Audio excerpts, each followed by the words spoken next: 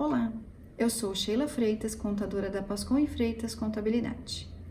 Hoje vamos conversar um pouco sobre alguns pontos que mudaram com a MP trabalhista nessa pandemia.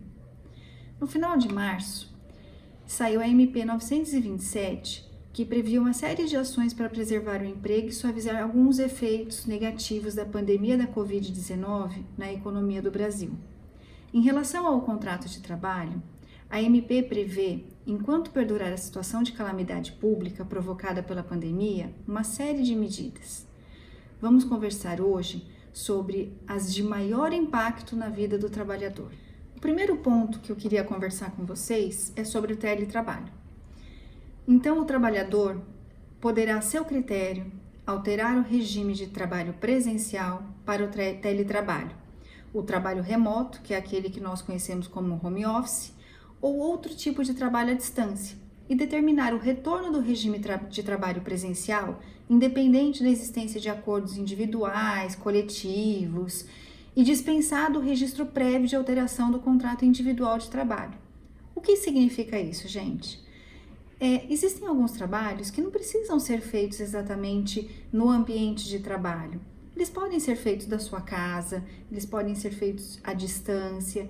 Então, para que não seja prejudicado nem o empregador e nem o empregado, ele pode fazer isso deliberadamente, sem ter que fazer nenhum tipo de acordo com nenhum órgão, nenhum sindicato, nada que dificulte isso para ele. Ele simplesmente chega para o trabalhador e fala assim: olha, a partir de amanhã você vai trabalhar na sua casa e a gente continua o trabalho assim para que não prejudique nem você e nem a mim.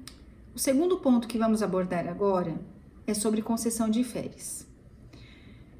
Também passa a ser permitidas as antecipações de férias, inclusive relativas a período aquisitivos não completados ainda. Ou seja, mesmo que o empregado ainda não tenha direito adquirido a férias, elas poderão ser concedidas e descontadas posteriormente.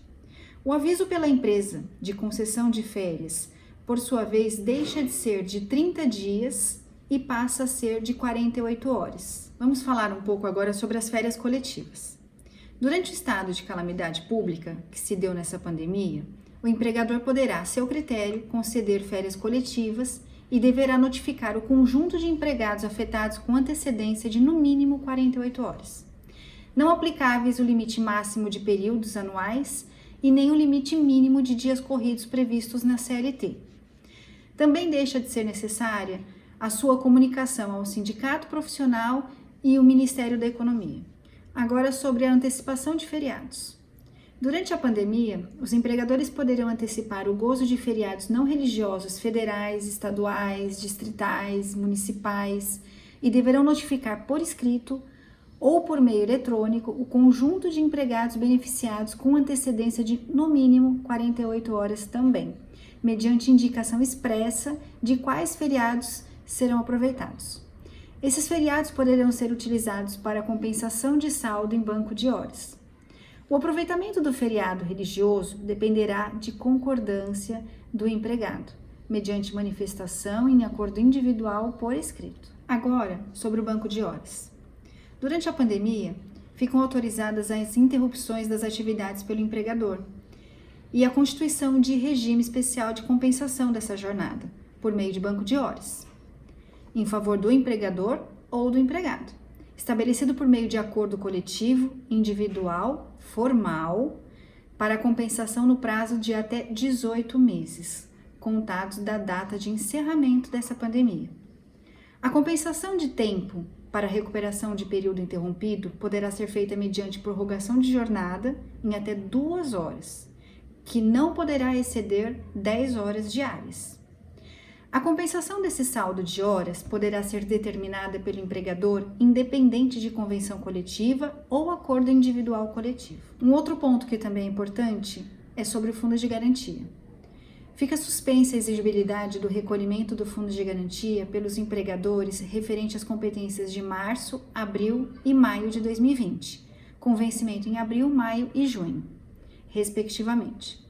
O recolhimento das competências de março, abril e maio de 2020 poderão ser realizados de forma parcelada, sem incidência de multa e de encargos.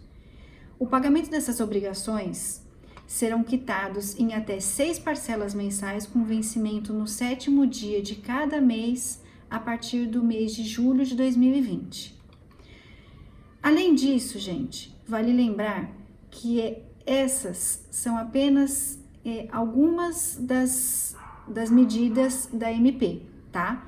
E elas têm a validade somente enquanto perdurar o estado de calamidade pública provocada pela pandemia da Covid-19. Vale lembrar que essas medidas têm validade enquanto perdurar o estado de calamidade pública provocada pela pandemia da Covid-19. Se inscrevam no canal, curtam, compartilhem, fiquem atentos aos próximos vídeos. Acompanhem nosso blog, nos sigam no Facebook, Instagram. Sucesso a todos, gente!